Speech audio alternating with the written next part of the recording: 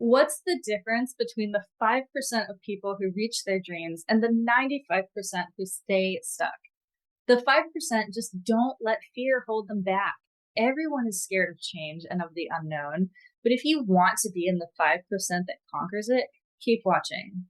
If you're new here, welcome. I'm Adrienne, a 9 to 5 rebel living my dream life, and I teach successful professionals and entrepreneurs how to do the same. Hit that subscribe button so you don't miss anything, and let's go ahead and dive in. When dealing with fear of the unknown, I love this quote by Uriah, one of my favorite spiritual teachers. The longing is larger than the fear, the desire more fierce than the pain. I had to leave the life I had built and go forward to meet the life for which I longed. First of all, you have to really want that dream life. If that's you, then keep watching. Sometimes in life, our skin stops fitting quite so well. We become restless. We're ready for growth.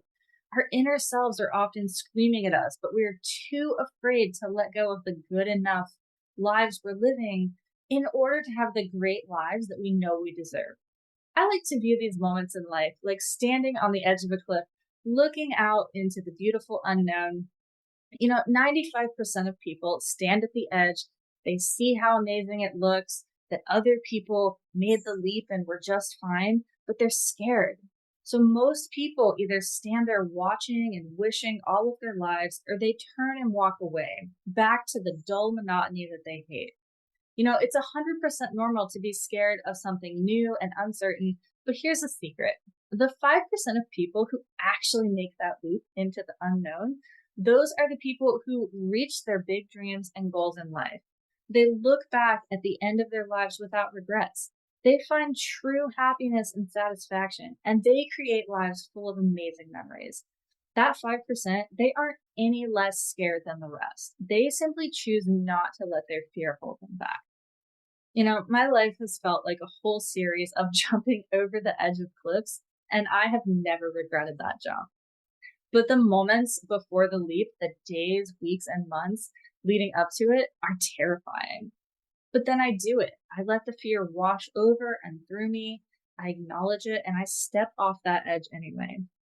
Sometimes I feel like I'm tumbling, falling, drifting, and I'm not sure I made the right choice. But eventually, I look back at the things I left behind and I'm glad I let them go because I've leveled up to a brighter, happier, more aligned life. And it feels so amazing. Sometimes when you're a successful, high achieving person, you're afraid to try something new because you don't want to be bad at it. You don't want to fail at something or make a wrong choice in life. But there's no wrong choices in life. There's only the 95% of people who wake up one day regretting they didn't change course when they had the chance. And that small 5% of people who are willing to be honest with themselves, face their fears, and change directions while they still can. When we're standing on the brink, we often have to change beliefs that no longer serve us. We may have to break agreements we've made to others and to ourselves. Things might get uncomfortable, and that's okay. When I look back on these moments of growth, I can see that they have always led me closer to the life for which I longed. So when you're standing in that pivotal moment and the choice comes to you to leave or stay in your comfort zone, I want you to ask yourself these questions. What's the absolute worst thing that could happen as a result of taking this leap? And if that worst thing happened, how long would it take me to get back to where I am right now in life? What am I actually scared of? This one takes some digging and honesty. If I had 1 year left to live, what would I do? And is there a really good reason not to do this? Or is it just the fear? What does my intuition and my inner child say? Let the answers to these questions help guide your decisions.